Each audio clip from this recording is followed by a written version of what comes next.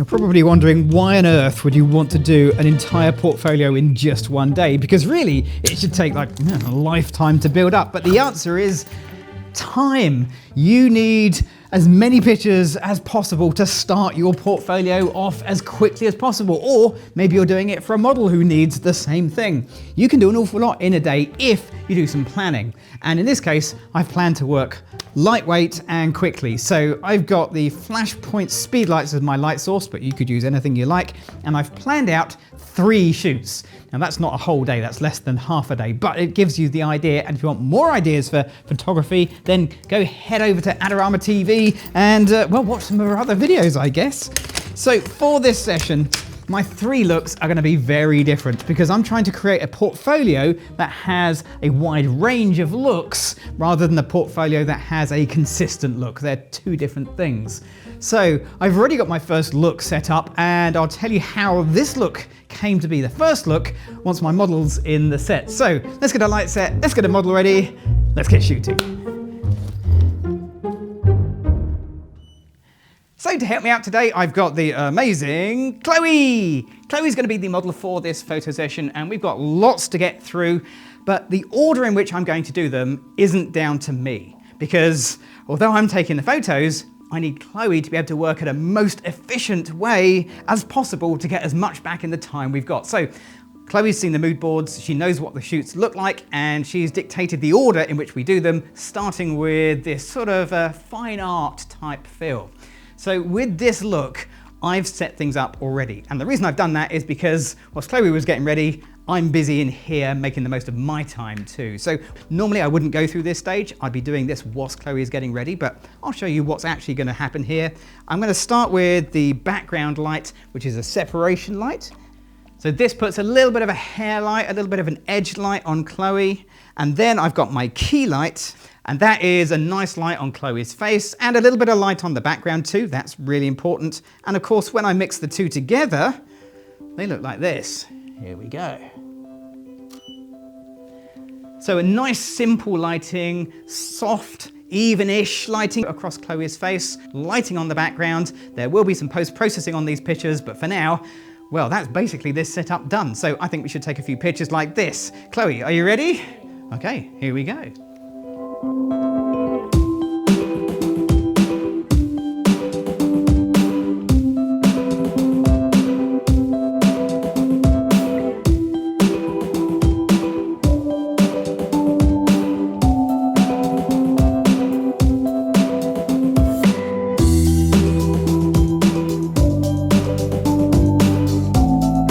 One thing I'm not going to do during this session is move the lights around because that always takes time to get it absolutely right. So to maximize the number of pictures I can get with this lighting setup, I'm going to give Chloe some props. Have some books. They are kind of heavy. Hey, there we go. No problem at all.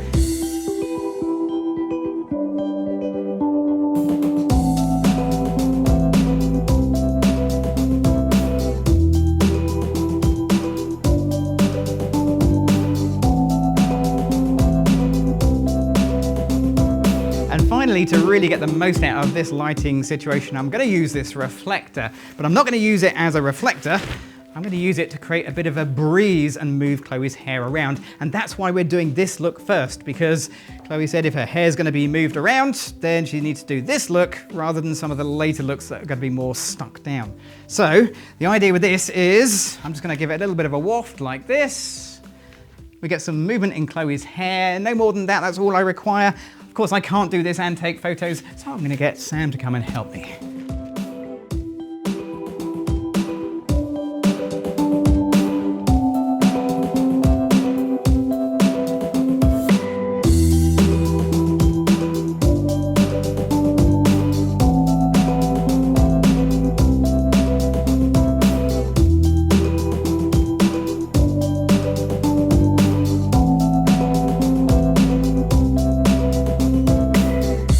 So for the second look of our 3 look portfolio building session, Chloe's completely changed. So my idea with this one is to go with a high key style photo session, and that's completely different to the other two looks because that's what I want for my portfolio session. I want to have a whole bunch of pictures that look like they were all taken at different times, even though we're doing it all in the same day. So Chloe's gone with a light colored top, she's changed her hair, she hasn't changed her makeup, but it's still going to look different in this setup. The lighting I've already got right. So whilst Chloe was getting ready, I'm perfecting the lighting for this setup, and it's really simple. It is one big softbox. I've got my Flashpoint Zoom X flash up there. It's on half power to really fill that softbox, and I just want the light to bounce around absolutely everywhere. I've taken a meter reading. Let's take a test photo, see how this looks. Here we go. Quick little test photo. And there's a nice little shadow behind Chloe. That's important. It adds 3 dimensions and depth. The exposure is just a little overexposed, which is what I want. And this white wall of my studio, yeah, that looks like a white wall. It's not completely white, there's still detail in it. So I think this is good to go. So Chloe, if you're ready, let's take some photos like this. Here we go.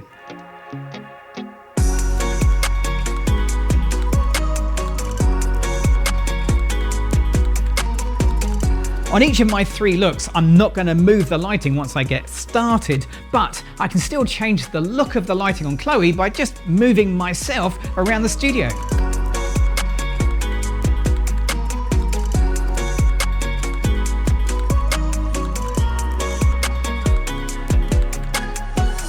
And obviously we want to maximize the number of photos I can take with the high key look, so just changing one thing and one thing only can make a big difference. And in this case, it's just putting some white fabric up, which is going to give, well, a whole new background, something for Chloe to interact with, and a whole bunch of different pictures.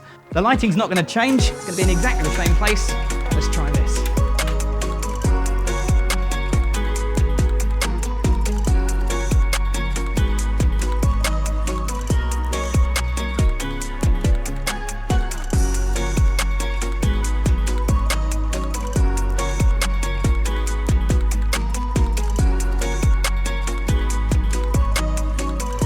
For the third and final look of our portfolio in, well, less than a day, I asked for quite a severe look to finish with, and Chloe's come through trumps for me on that one.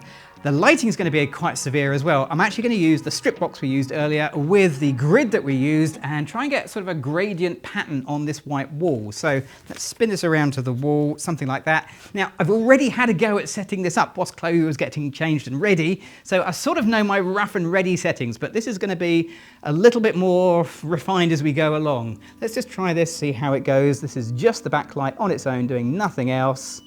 And I'm trying to get a silhouette on Chloe, and I'm almost there, very nearly there. I've got a little bit of light on the top of Chloe's forehead, and that I'm going to need to fix by putting, I think, something over the top of Chloe's head.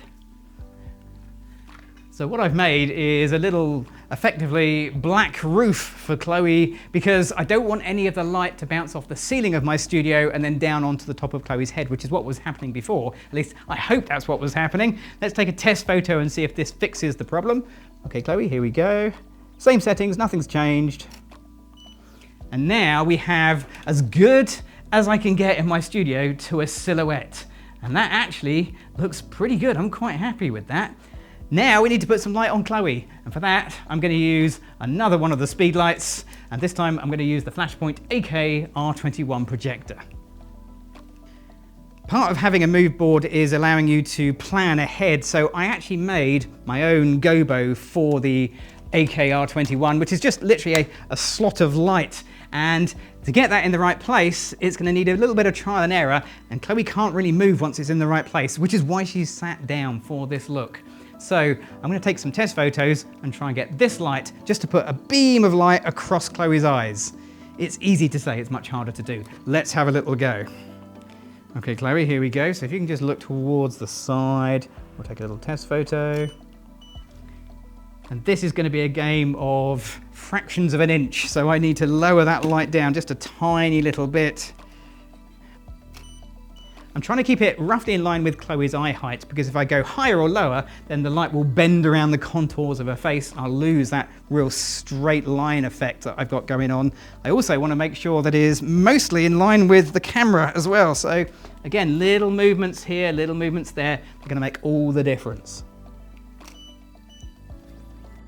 I'm using the Flashpoint Zoom X because it has a modelling lamp of sorts. It's not very bright, but it's just enough that I can actually focus up the lens. I need to turn the studio lights off to really see this and get that crisp line rather than a blurry line. I think it just looks a bit nicer with that sharper edge. And that's basically this setup done. Chloe doesn't get to do much modelling in this part, but then this is the last of 3 sessions, so that's not such a bad thing, I guess. But Chloe, if you can look to the side if you're ready, let's take a few photos like this. Okay, here we go.